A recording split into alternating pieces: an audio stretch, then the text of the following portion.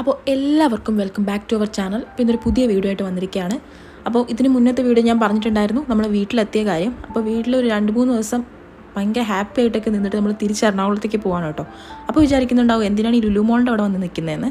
നമ്മൾ നമ്മുടെ കുറച്ച് ഫ്രണ്ട്സിനെയൊക്കെ കാണാൻ പ്ലാനിട്ട് വന്നതാണ്. പക്ഷേ കുറച്ച് ഫ്രണ്ട്സ് എന്നുള്ളത് ഒരാൾ മാത്രമായി അവസാനം. മാഡിയും എൻ്റെ വീഡിയോ കാണുന്ന എല്ലാവർക്കും അറിയായിരിക്കും, എൻ്റെ ബെസ്റ്റ് ഫ്രണ്ടാണ്, എൻ്റെ കൂടെ പഠിച്ചതാണ്.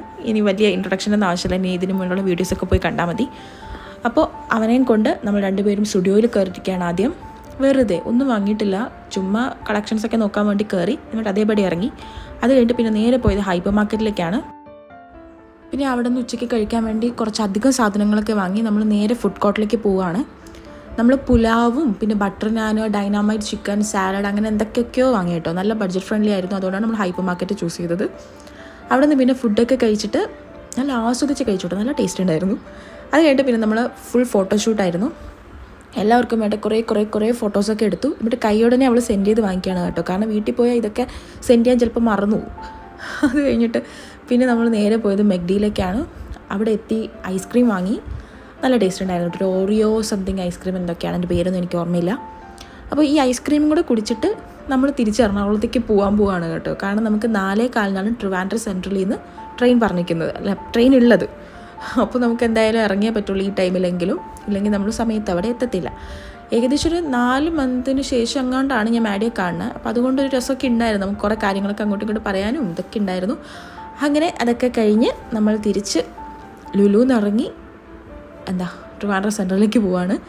അപ്പോൾ നമ്മൾ ഏകദേശം ഇപ്പോൾ പാളയൊക്കെ എത്തിയിട്ടുണ്ട്. മഴയ്ക്ക് മാത്രം ഒരു കുറവുമില്ല, രാവിലെ തൊട്ടേ തുടങ്ങിയതാണ്. അങ്ങനെ നമ്മൾ അവസാനം ട്രിവാൻഡ്രം സെൻട്രലിൽ എത്തിയിരിക്കുകയാണ്.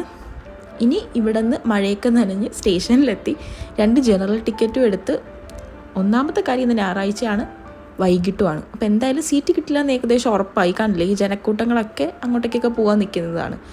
എങ്കിലും എങ്ങനെയെങ്കിലും നമ്മൾ 2 പേരുണ്ടല്ലോ, മുകളിലെ ബർത്തിലെങ്കിലും കയറി പറ്റണമെന്നുള്ളൊരു ദൃഢവിശ്വാസത്തോടെയൊക്കെയാണ് നമ്മൾ ടിക്കറ്റ് എടുത്ത് കയറിയത്. പക്ഷെ എന്തോ ഭാഗ്യത്തിന് കിട്ടി കേട്ടോ. നമ്മൾ 2 പേരും കൂടി മുകളിലത്തെ ബർത്തിൽ വലിഞ്ഞ് കയറി.